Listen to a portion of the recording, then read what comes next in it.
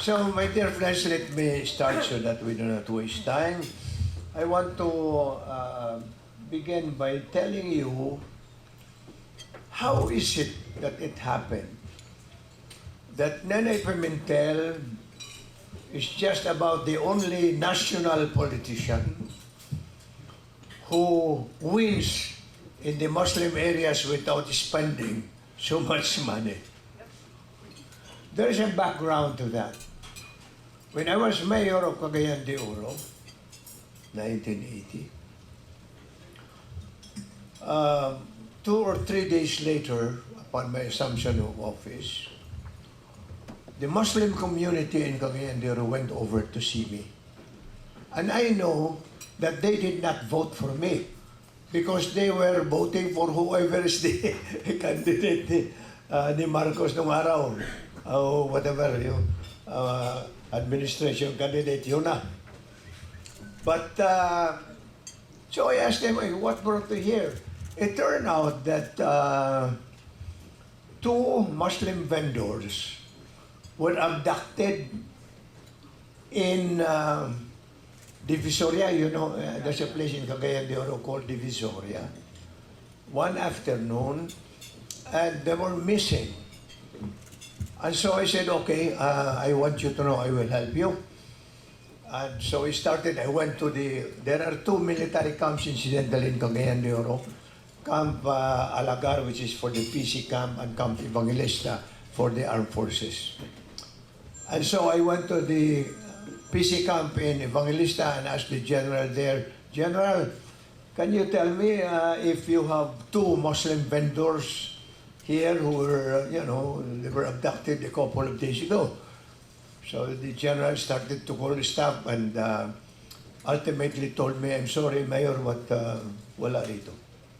So, pumunta naman ako doon sa Camp Evangelista, the Armed Forces Military Camp.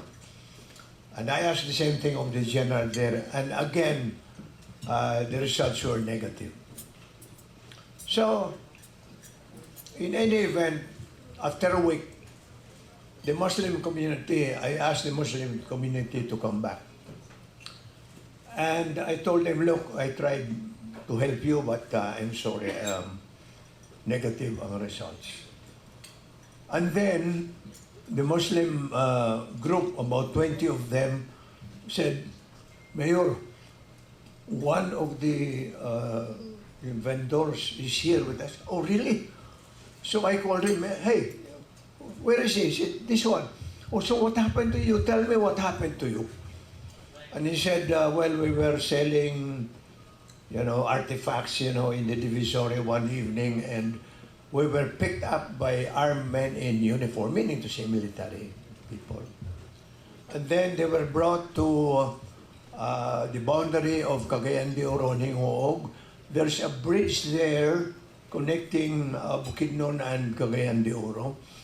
And when they came upon the bridge, they were both told to alight from the vehicle. And so, they already, the survivor already knew that, their lives were in danger. So without thinking about the problem about hitting the stones, he jumped over the bridge and luckily landed in the water. And so he hid behind a stone. Then he heard shots, meaning to say his other companion was killed.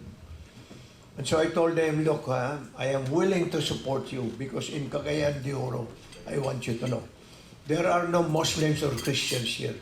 Everybody is entitled to the law, and I will stand up for you no matter what happens.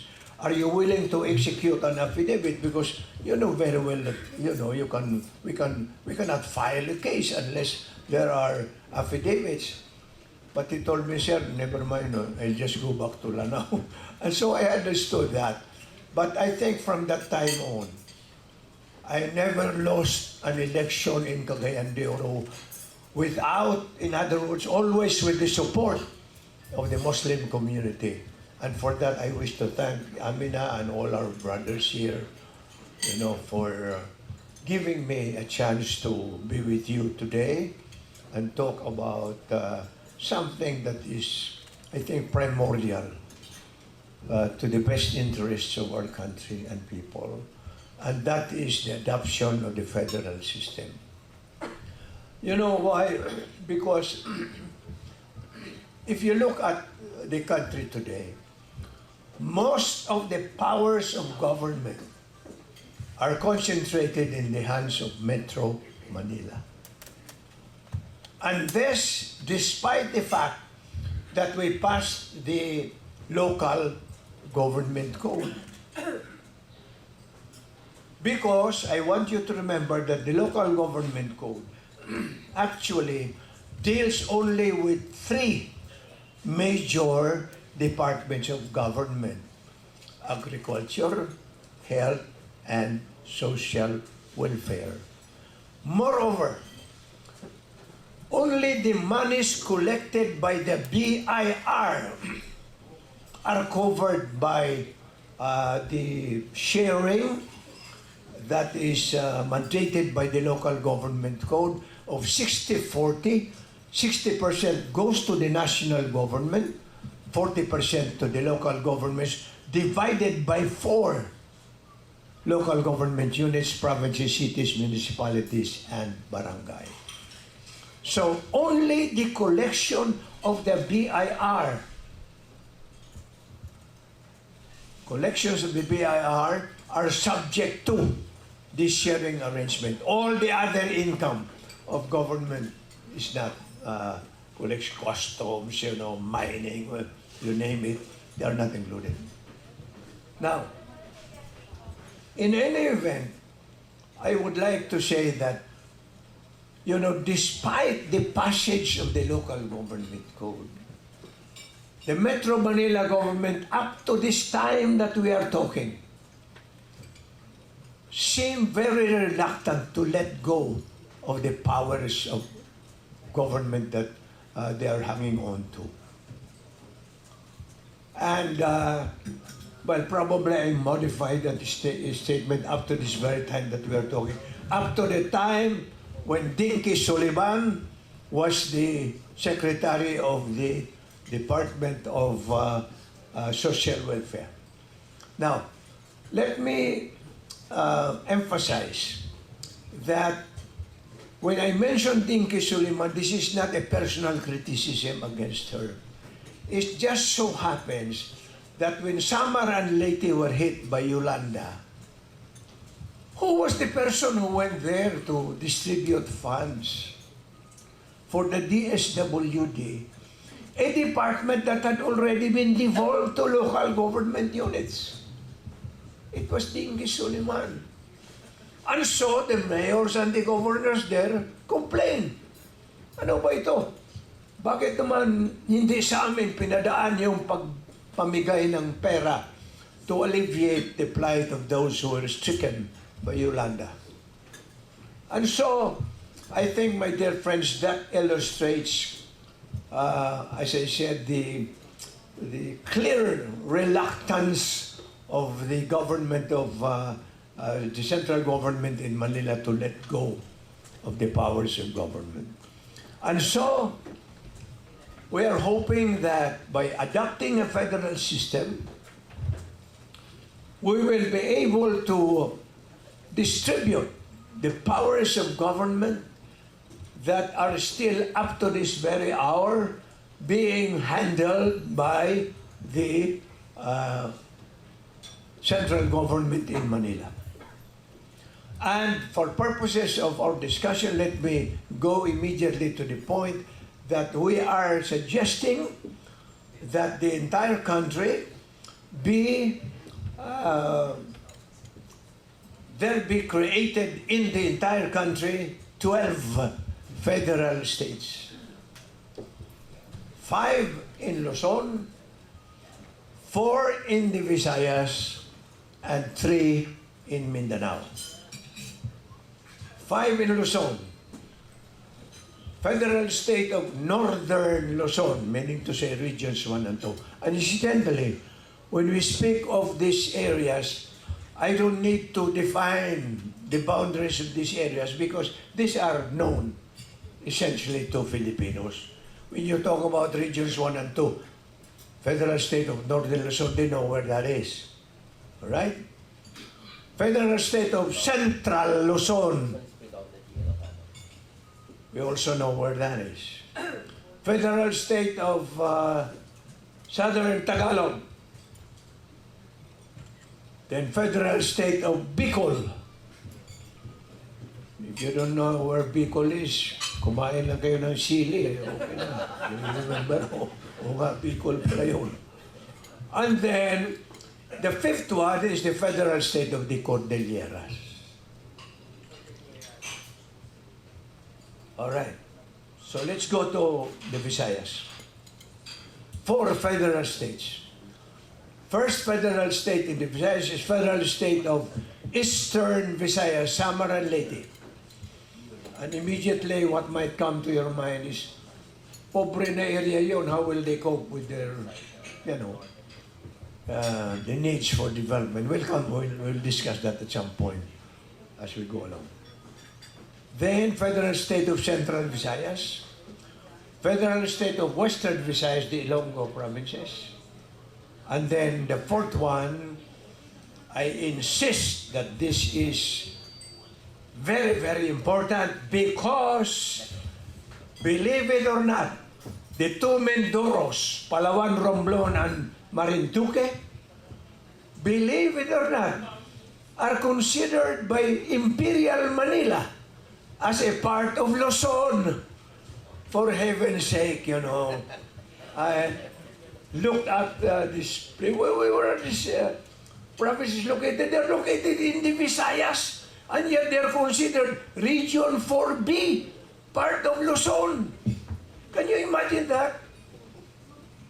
I think this is a very graphic illustration of the, Imperial Manila decides to control the development of the entire nation. And that is why I am insisting that this area had better be created as the 4th federal state of the Visayas. All right? Then we go to Mindanao. Federal State of Northern Mindanao. Such a huge stretch of land from the tip of Zamboanga all the way up to Surigao.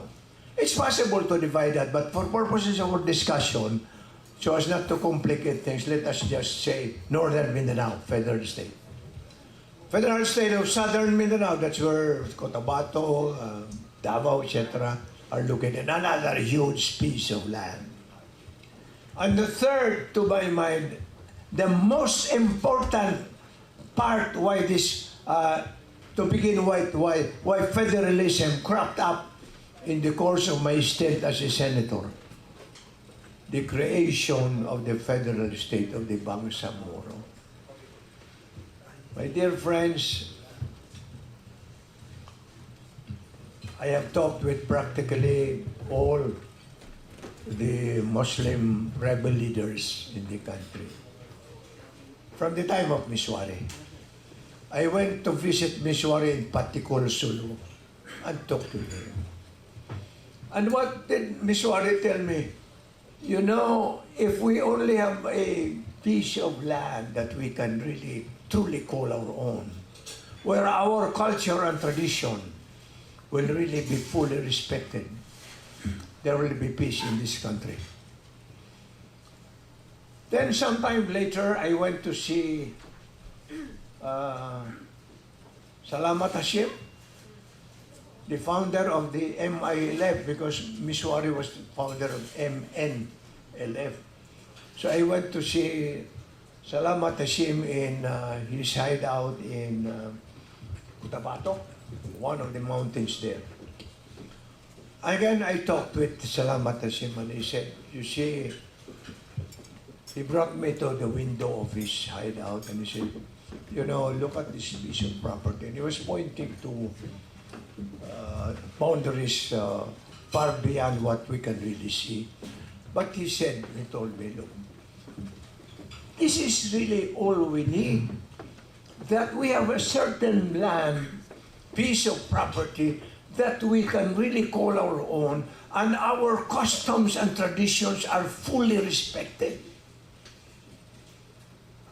And so, later on, I talked with Haji Murad because at that time, Haji Murad was the chief of staff of Salamat Hashim. So, in effect, my dear friends, I really had a chance to talk with practically all the Muslim leaders, and to a person, they are saying, give us a piece of this land of ours that we can truly call our own, where our culture and tradition will be respected, and there will be peace in this land. And so, in 2008, when I was still in the Senate, I introduced the first resolution to adopt a federal system for the Republic of the Philippines. Believe it or not, I got 18 out of 24 senators to support it. Pero walang galaw sa House sapagkat kulang ng coordination at that time. I understand that.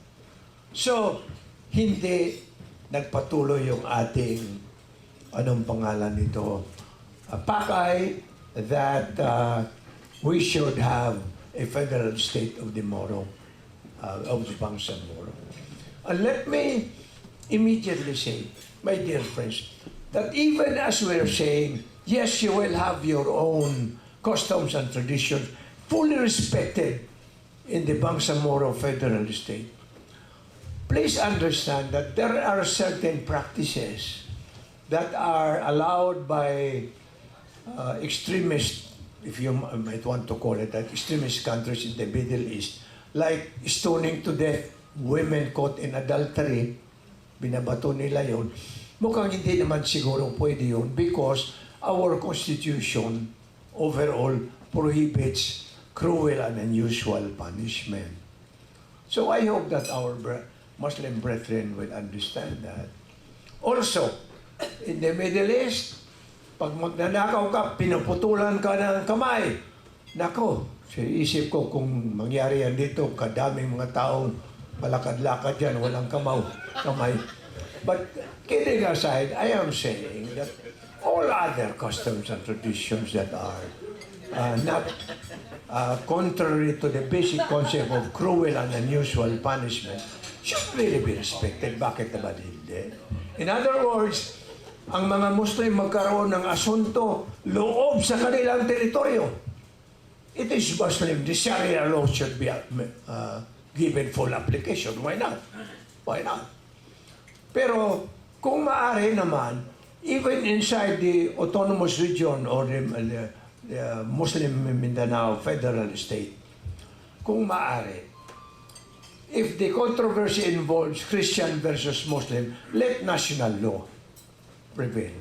After all, and this I'd like to mention bilang pasakalye, I hope that we will have a Muslim justice in the Supreme Court because hindi po pwede na a big sector of our people do not have representation in the highest judicial branch of our government. Noong panahon ni Cory, I was able to put in, sino yung Bidin, Justice Bidin. Pero after that, wala na. The tradition should be followed so that our Muslim brethren will not feel excluded by the, you might say, judicial system that we have for our country. Now, in any event, my dear friends, I'd like to say that Sabah is ours. Huh? And yung Sabah, I want to tell you, I want to go and sit down.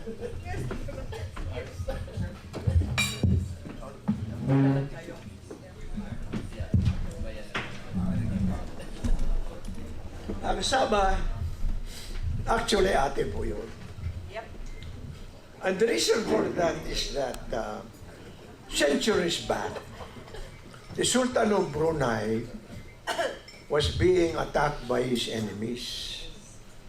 And he called up his cousin, the Sultan of Sulu. Pinsan, tulungan mo ako rito because maraming bumabanat sa atin. To make a long story short, the Sultan of Sulu assisted the Sultan of Brunei to repel their enemies, and they were successful. How the Sultan of Brunei called his brother by cell phone or not, wala pa naman cell phone noon. So, but anyway, nakontak niya. Together, they won against their enemy. And as a reward, sabi ng Sultan of Brunei, pinsan, sa iyo na yung Sabah, which was at that time just Kogon land. But makita nyo ngayon ng Brunei, Sabah, oh my God, the development is so advanced, so enviable. And I was told by a friend of mine who went there recently that there are 1.6 million Filipinos already. They're in Sabah. And many of their children cannot enroll in the public schools because they are not Malaysian citizens. And so, what I am saying is that itong Sabah, atin ito. And I will tell you, I will continue with my story. Sometime later, after the Sultan of Sulu got ownership of Sabah, there was an enterprising Austrian businessman by the name of, what's his name? Baron Overbeck, and his partner Peter did something. And they went to the Sultan of Sulu and said, Sultan, pwede bang, we will develop Sabah. We will pay you rent. And there was an agreement. And this time, it was already in writing. Overbeck will pay the Sultan of Sulu $75,000 a year. At that time, malaking pera yun. But ngayon, mas mahal pa yung mga kondo sa Makati. But just the same, what I'm trying to say is up to now, while we are talking, Malaysia, which has taken over Sabah, when Malaysia became independent in 1948, we became independent in 1946. Malaysia was given the right to control Sabah by the British government, which was the colonizer of Malaysia. So in 1948, when Malaysia became independent, para bagang ang kapangyarihan ng British yung kontrata ni Baron Overbeck with the Sultan of Sulu, instead of being turned over back to the Sultan of Sulu, doon sinurrender sa Malaysia, the British Empire. And when Malaysia became independent, the British government turned over the papers to Malaysia. Kaya ngayon, Malaysia claims that Sabah is theirs. But I would like to pose this question to them. Then why are you paying rental to the heirs of the Sultan of Sulu if that is yours? I mean, you do not pay rental for something that you own. So obviously, we have a good ground to assert that Sabah is ours. But for purposes of our discussion of a federal republic, we will just limit our discussion to the present territorial jurisdiction of the Philippines, as we know, the Luzon, Visayas, and Mindanao, plus the Scarborough, plus ano pangalan nun yung sa Kalayaan Islands, na parte ng Republika ng Pilipinas.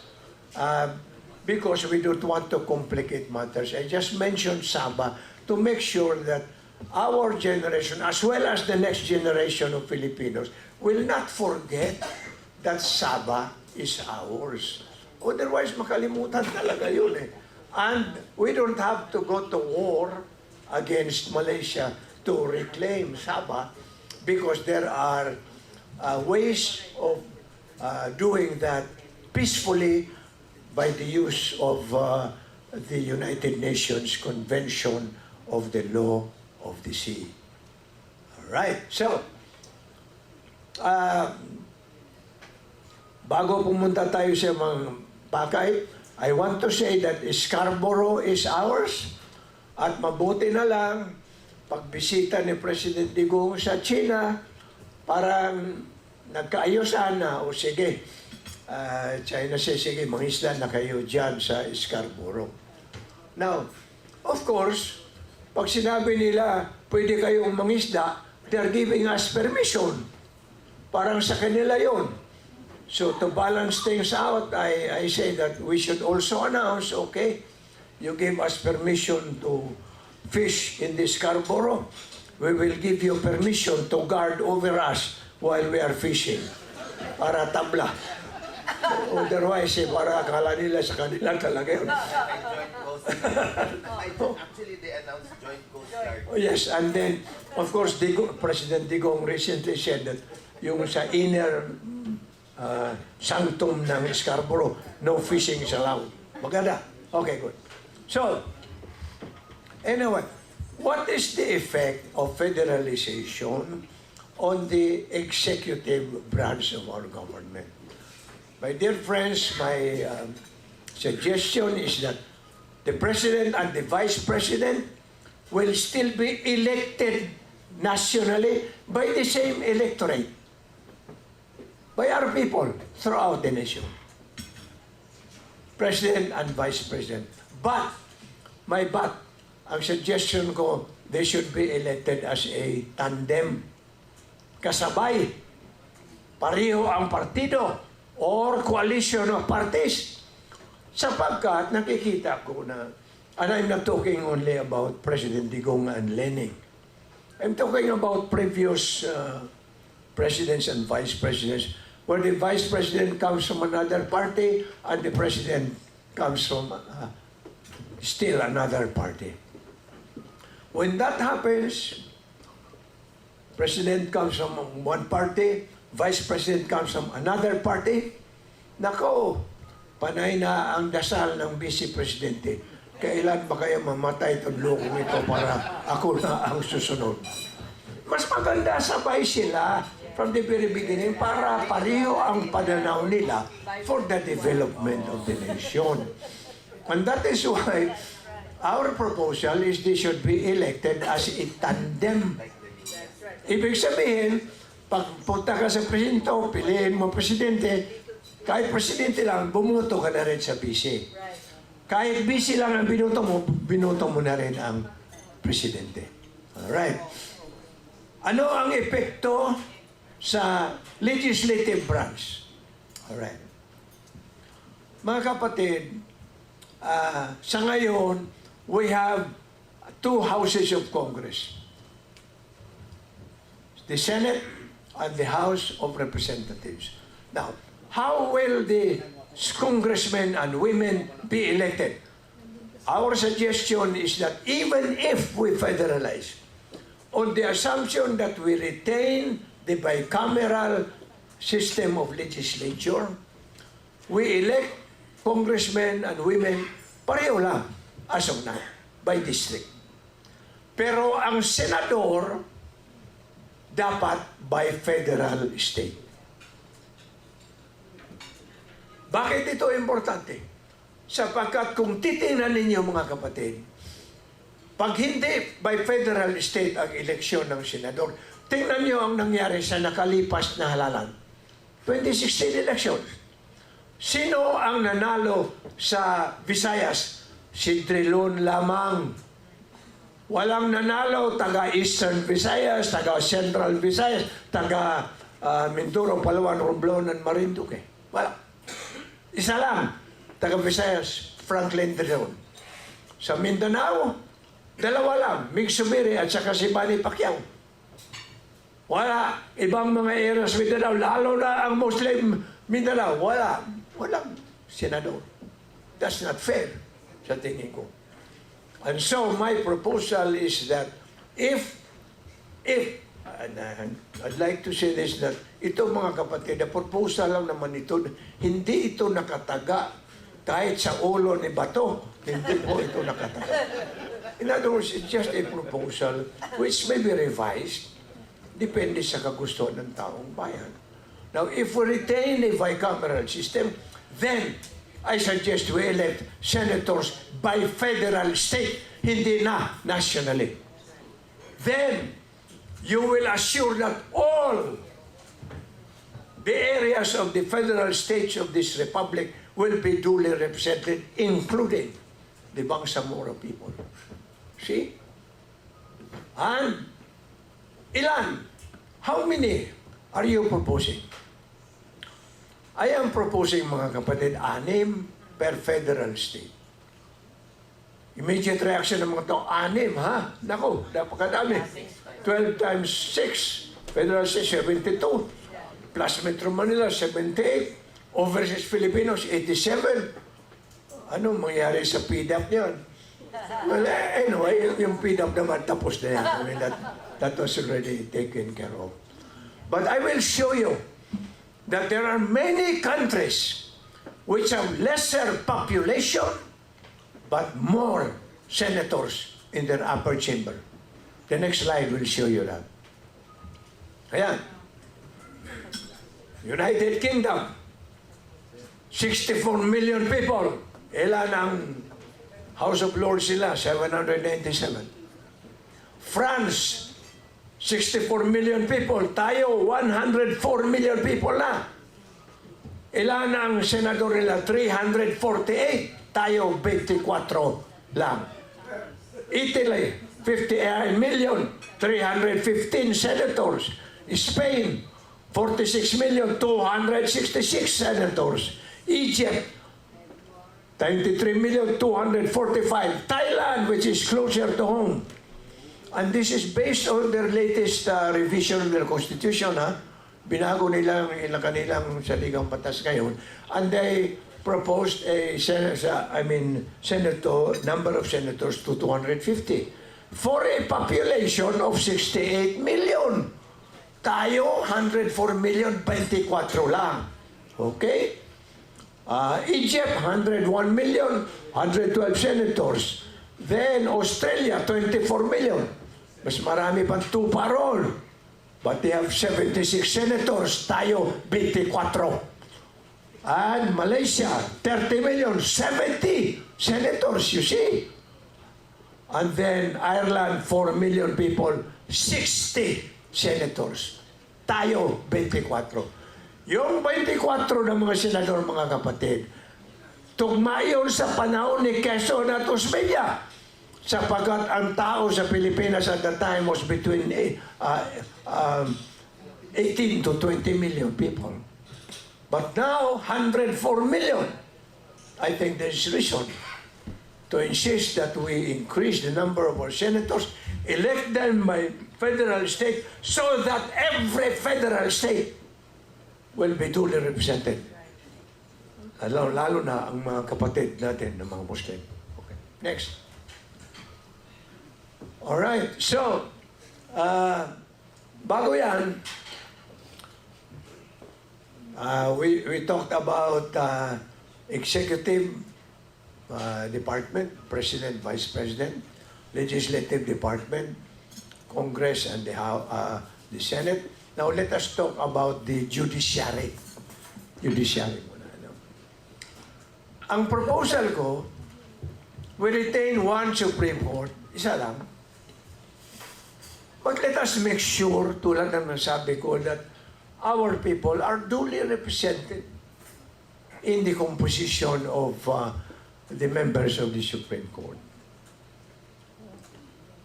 In addition, I would like to suggest that the Supreme Court should follow, as well as all the other courts in this republic, should follow a time frame for their decision making. Sapagkat pag walang decision, parang end time, nako, abutin ng siyam-siyam ang mga kaso na kahit pinail natin sa Korte Suprema at ibang mga korte natin, wala pong resolusyon. And therefore, the guarantee of speedy justice that is mentioned in the Constitution is put to naught. So, better lagyan ng deadline. Supreme Court, 2 years from filing. Dapat meron kayong desisyon. Huwag naman na upuan lang ninyo dyan ng mga kaso. Hindi natin malaman, mamatay na lang mga testigo, nawala ang mga papeles. No decision forthcoming. Court of Appeals, 1.8 months. Sandigang Bayan, 1.8 months. Other appellate courts, Regional Trial Court, 1.6 months from filing. City and Municipal Courts, 1 year from filing. Importante po ito. Pag wala po deadline, we know very well what's happening in our country today. The delay in the delivery of justice is one of the most serious problems confronting our nation. It is not just poverty. It is not just the extrajudicial killings, but many other things like the slow delivery of justice. Huwag natin pabayaan yun because otherwise, pagbayaan po natin yan, patuloy ang parang walang pakialam ang ating mga hukuman sa katungkulan nila na magbigay ng speedy justice to our people. Alright? So, anong mangyari ngayon sa mga gobyerno lokal?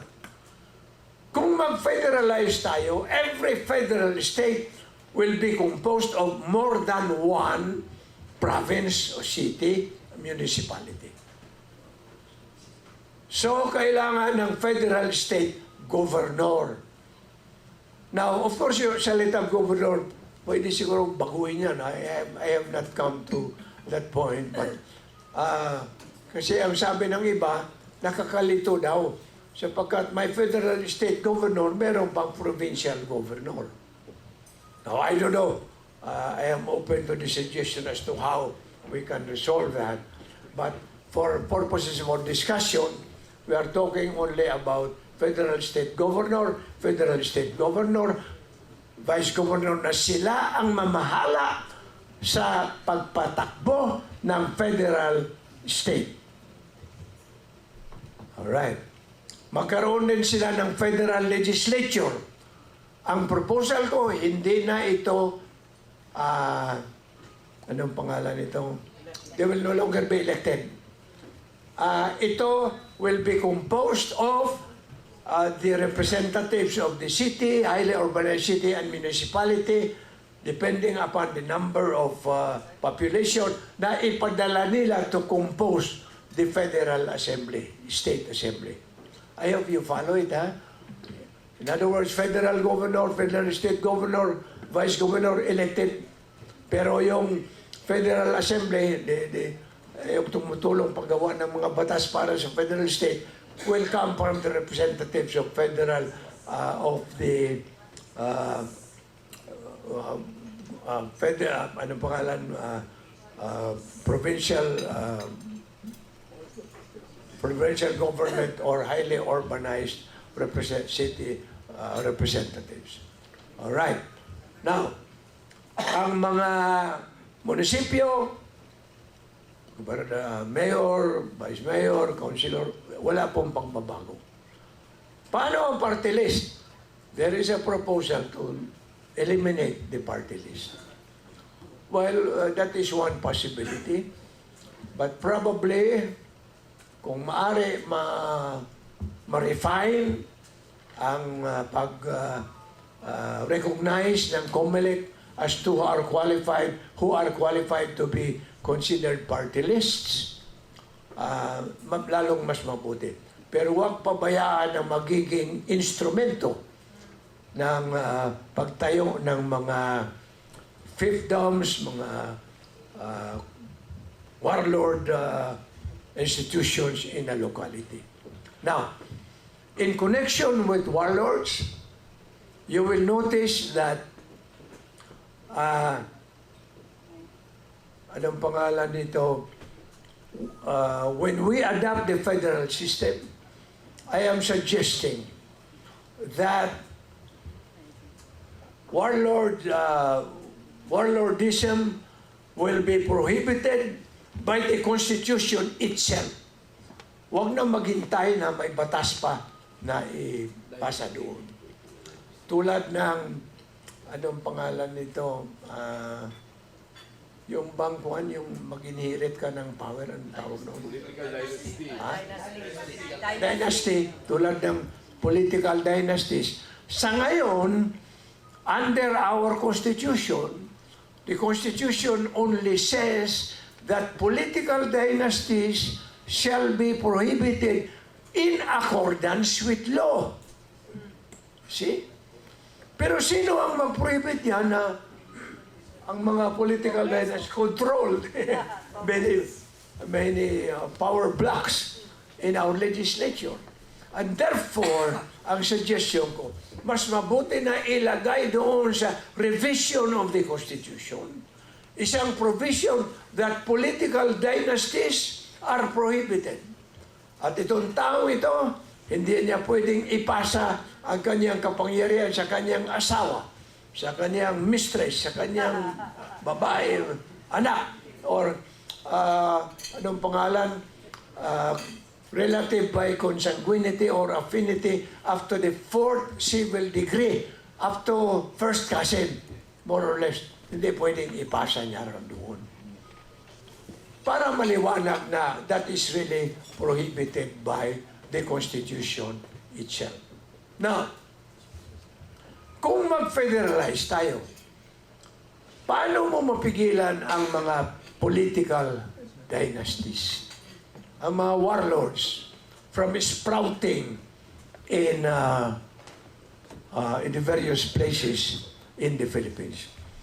My suggestion is that even if we adopt the federal system, there will be only one constitution. Hindi pareho sa Amerika na bawat federal state iba ang meron silang state constitution. Wag na, para hindi malito ang mga tao. Isa lang, one constitution. And one national defense, one armed forces of the Philippines. At itong armed forces na ito ang gagamitin kung merong susulpot na mga federal state, anong pangalan nito, power blocks o despots who will arise and make a mockery out of our federal status. So, even if we are a federal state, federal republic, there will be only one armed forces of the Philippines na pahintulutan at gagamitin kung merong susulpot ng mga warlords in any part of the Philippines. Alright. And one national police para yung isang krimen na, for example, isang tao o taga Cebu, meron siya pinatay. And then he says, federal state na tayo. I will escape to Mindoro. Doon siya, no sir, because the one national law on crimes will still be implemented by one national police. Alright. Then, one monetary system. Alam nga naman ang pera natin sa Mindanao, huwag nila tanggapin doon sa Cebu. Magkagulo yun. Only one monetary system. One flag. Isa lang ang saluduhan natin. Isang foreign policy. Foreign policy, yung ibig sabihin, yung relasyon ng bansa natin with other countries. I am not talking about investments. Iba yun. Under a federal system, one of the advantages that we can immediately see is the power of the federal states to invite investments to go into their own territory without need of asking permission from Manila. Ngayon, kung gusto ko mag-imbita sa itong investor na ito, pupunta doon sa lugar mo, kailangan pa humingi ka pa yung tulot sa NEDA. Huwag na. Under a federal setup, the federal state will decide what kind of pangalan nito, perks and privileges they will give. What kind of tax incentives these investments will enjoy. Sila lang mamahala, hindi na ang gobyerno nasyonal. Yon ang ibig sabihin po niya. And then finally, we should have one basic curriculum so that ang mga anak natin mula sa Tawi-Tawi, kung lilipat ka sa Batanes, sabi ni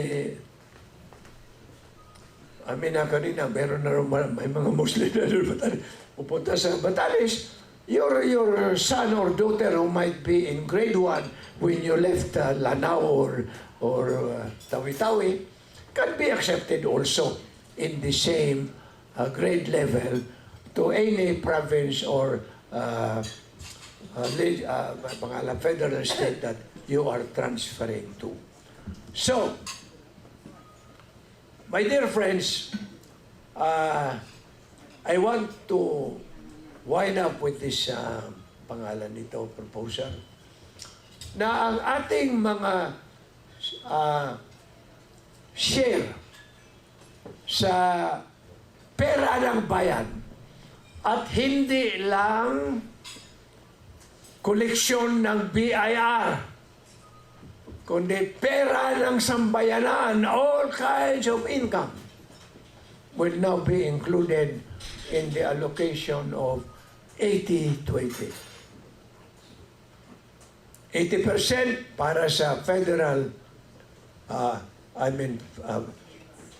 para sa federal states and the local government units, and 20% na lang para sa gobyerno nasyonal. Bakit? Bakit kukunti na lang? Sapagkat kukunti na rin lang ang kapangyarihan na iiwan mo roon. That's the reason. But my dear friends, the proportion or the ratio need not be untouchable. I mean, we can revise that to make it more realistic. But I am proposing that because of our, taking away much of the powers from the central government in Manila and giving these powers to the local government units, there is reason for the reduction of the monies that should go to the pangalan nito, national government. Now, what about the federal states na pobre? Samar Leyte, pobre. Many of the Muslim areas in Mindanao, pobre. There should be an equalization fund na gawin din, ilagay natin sa ating saligang batas when we revise the Constitution.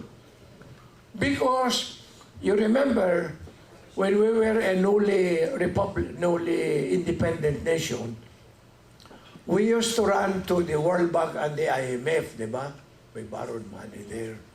But these were alien institutions. Sa ibang mga bansa, itong mga institusyon na ito.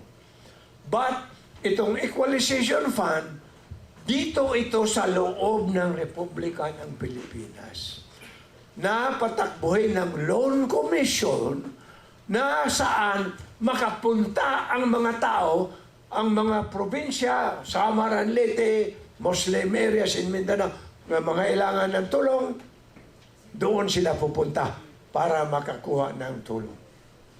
And to make sure that walang pabor-pabor, all the federal states will be represented in that loan commission to handle the money is going to that. Where will the money come from?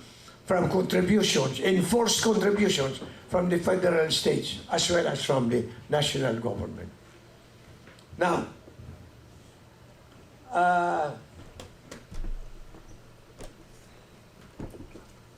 LGU sharing, all right. Now, saan natin, how do we achieve, federalization? There are three ways mandated by the Constitution. One is by the Constitutional Convention, kung saan ang mga delegado niyan piliin sa buong sambayanan, ha? Constitutional Convention. At yun ang unang modo na gusto ni President Digong na nabasa ko sa diaryo. Hindi pa kami nag-usap tungkol nito, but I read in the newspapers that he wanted the Constitutional Convention. Pero, ang mga advisors niya nagsabi na medyo mabusisi yun. Sapagkat yun nga, eleksyon na naman yun sa buong sambayanan. Magastos. And apparently, he was convinced, kaya ang gusto niya ngayon, through a constituent assembly, kung saan ang magbago ng saligang batas ay ang Kongreso at ang Senado.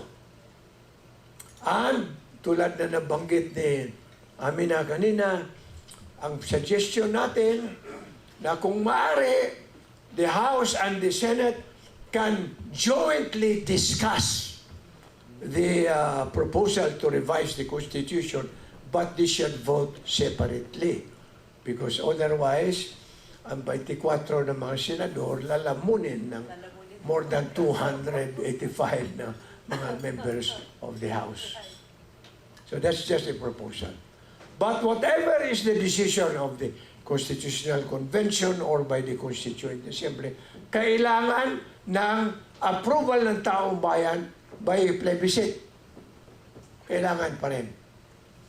At ang pangatlo is through a People's Initiative. Ang problema lang nitong People's Initiative ay ganito. Pag nanalo ang People's Initiative sa buong Pilipinas, approved by all the constituent assemblies there, pero natalo sa isang lugar, patay lahat. And that is why hindi na nila pinag-usapan yung People's Initiative na yan. Constituent Assembly na lang. And so, finally, my dear friends, I want to state that, in my opinion, yung mga simbolo ng ating kapangyarihan ay dapat ikalat sa buong Pilipinas. Ano ibig sabihin? Malacanang, okay, dito kayo sa Manila kung gusto nyo. Pero Kongreso, doon kayo sa Visayas. At Supreme Court, doon kayo sa Mindanao. Bakit? Ano ang importansya nito? So that the people, yung mga taga Mindanao, taga Visayas na hindi makapunta sa Maynila, makita nila yung simbolo ng gobyerno. Aba, I am a part of this republic pala. It will enhance at least their thoughts about belonging to the same nation. Even if wala dito ang, even if some of the symbols of power of the Republic of the Philippines are located somewhere else. Has this been done by other countries? Yes. South Africa. South Africa, the Executive Department is in Pretoria, several kilometers away from where the Supreme Court is located is in Bloemfontein, and several kilometers away from the Legislative Department in Cape Town. Kaya ibig sabihin, mga kapatid, ginagawa ng ibang mga bansa. And again, yung purpose is to enhance the feeling of oneness of our people. Now, some of our people are afraid that if we adopt the federal system, we will enhance secession from any part of the Philippines. No, sir. Because if secession is a crime today, why will it not be a crime tomorrow if we adopt a federal system? Bawal pa rin. Pero at least yung daing ng ating mga kapatid na Muslim ay bigyan natin ng sapat na solusyon. And that is why in this connection, siguro, federal state of the Bangsamoro, composed of mainland Muslim provinces and offshore Muslim provinces, may be divided into two. Autonomous region of Muslim Mindanao, federal state in mainland Mindanao, and autonomous region of the Muslims coming from Sulu, Basilan, and Tawi-Tawi. Because, my dear friends, we, especially the Christian majority in this country, must understand that there are nuances of culture and tradition na iba ang dating sa iba nating mga kapatid. And I want to cite this example as a final point. When the last Sultan of Sulu was still alive, the one who, not the present one, but I had him speak before the Philippine Institute of Local Governance. And at that time, BBL was approved, or was being discussed. Ang sinabi niya sa akin, ayaw ko yung BBL na yan. Nagulat ako, bakit Sultan? So sabi niya sa akin, you know, yung BBL na yun, gawin nila ang Sulusi, Bangsamoro Sea. That will eliminate our identity as a people. Sapagkat kaya nga tinatawag kami sulok. Ibig sabihin, people of the waves. Pagkatapos baguhin mong pangalan yan. No, sir. Nagulat ako doon. And these are some of the nuances that we should be sensitive to. Therefore, para mas magaling siguro ang trato ng ating mga kapatid sa mainland Muslim Mindanao and sa offshore Muslim Mindanao, we can have one federal state, but 2 or 3 Muslim, configurations of their own culture and tradition to, for example, as was suggested earlier, the sultanates can probably be given due recognition. So salamat po. I tend to talk very much about that. Salamat po.